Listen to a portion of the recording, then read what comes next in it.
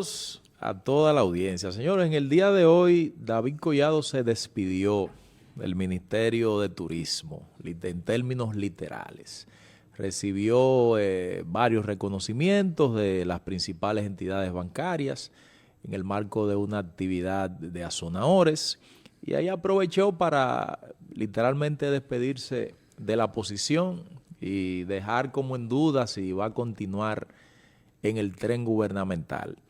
Yo personalmente entiendo que David Collado no debe aceptar cargo público. O sea, ya él tuvo 4 años en el Ministerio de Turismo, todos sabemos que él tiene un proyecto presidencial de cara a lo que será la contienda del 2028 y entiendo que debe dedicarse a construir la estructura de su proyecto político, de su proyecto presidencial, porque sería una distracción quedarse en el tren gubernamental. Y me remito a lo que ha sucedido con algunos líderes que se han aferrado al poder, aún aspirando a la presidencia. Está el caso, por ejemplo, de Milagros Ortiz Bosch, que en un momento era una exponente importante con aspiraciones reales a la presidencia de la República, pero sin embargo no entendió que tú siendo subalterno de quien viene siendo tu contendor en un proceso interno, es difícil que tú puedas derrotarlo. Por eso ella,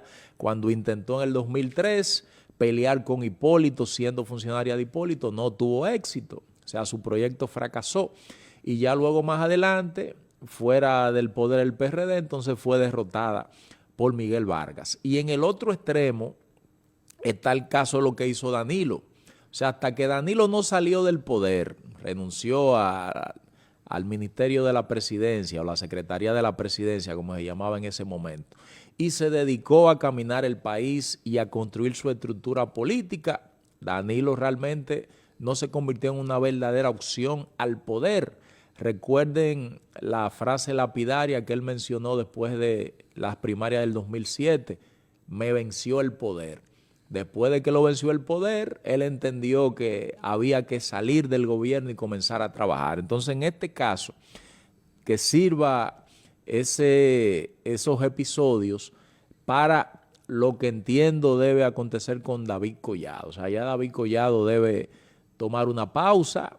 Es un funcionario que se ha manejado de manera correcta, ya que en 4 años ha manejado más de 20,000 millones de pesos y usted no ha visto ahí ningún escándalo, diferente a como en el pasado sucedía. De hecho, cuando él llegó, él denunció que tuvo que sentarse a negociar algunos acuerdos con las agencias internacionales que manejan la imagen del Ministerio de Turismo, porque ustedes saben que el Ministerio de Turismo fundamentalmente es una entidad que invierte la mayoría de sus recursos en promociones en beneficio de la República Dominicana. Entonces hay agencias norteamericanas, agencias españolas que tienen contratos millonarios en dólares con turismo para el tema de la promoción. Y cuando él llegó, él en sus propias palabras dijo que le ahorró más de 700 millones de pesos al país, renegociando esos contratos con esas agencias. Yo entiendo que David Collado no termina dentro del PRM.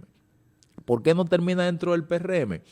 Porque habrá una competencia, evidentemente, entre los diferentes grupos a lo interno de ese partido. Él no tiene tanto arraigo a lo interno del PRM porque no es originario de esa organización. No es lo mismo usted comparar la estructura del grupo de Hipólito, que tiene una gran cantidad de senadores, tiene una gran cantidad de diputados, tiene muchos funcionarios en el gobierno, y cuando eso comience a aquilatarse y a compararse y a ponerse sobre una balanza, es evidente que hay una ventaja comparativa para ese sector. Y qué decir de otros también que tienen arraigo PRMista y el anterior PRD también, que tienen una ventaja comparativa en relación a David Collado.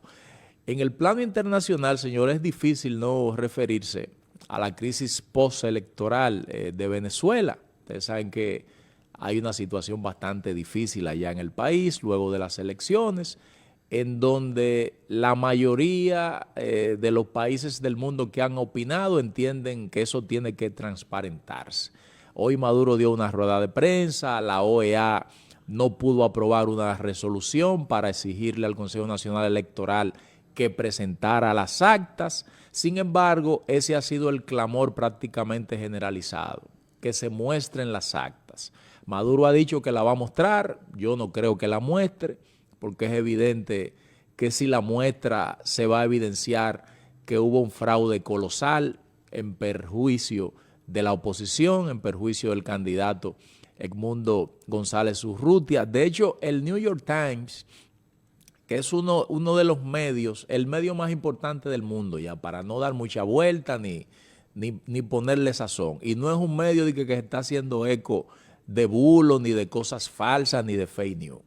El New York Times hace una radiografía en un artículo que sale publicado en el día de hoy de cómo se cometió el fraude al que muchos se han referido en el proceso electoral de Venezuela, pero también describe la forma en que María Corina Machado y los testigos del partido opositor 20 Venezuela pudieron recibir las actas, porque el plan en principio era primero no aceptar la entrada de los testigos y la segunda opción era no entregarle las actas. Sin embargo, no conocemos esa cantidad de venezolanos, soldados y trabajadores de las mesas que primero dejaron entrar los testigos, desobedeciendo la orden de su jefe militar, y luego los representantes del Partido Socialista Unido por Venezuela, que dejó también, que le entregó las actas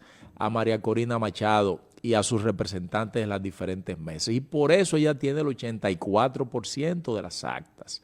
Y en ese 84% ya hemos visto cosas publicadas. Dicen que Edmundo González obtuvo más de 7 millones de votos y que Maduro se quedó con 3 millones y tanto, que yo entiendo que es una gran cantidad, tomando en cuenta la alta tasa de rechazo, porque la mayoría de los gobiernos de fuerza, de los gobiernos policíaco-militares como el de Venezuela, no pasan del 14-15%. Sin embargo, él sacó el 30%. O sea que ahí todavía hay una expresión sentimental alrededor del chavismo que es bastante amplia. Así que vamos a ver cómo esto se desarrolla en los próximos días. Eso va a seguir evolucionando. Yo pienso que la presión que está recibiendo el gobierno de Maduro jamás se había dado a este nivel, ni siquiera cuando el gobierno norteamericano comenzó con una campaña de desprestigio y colocó inclusive a un presidente paralelo como Juan Guaidó. Jamás había recibido una presión como la de ahora. Así que vamos a ver en qué termina esa historia. Ojalá que cuando termine favorezca a la colectividad en Venezuela. Hasta la próxima.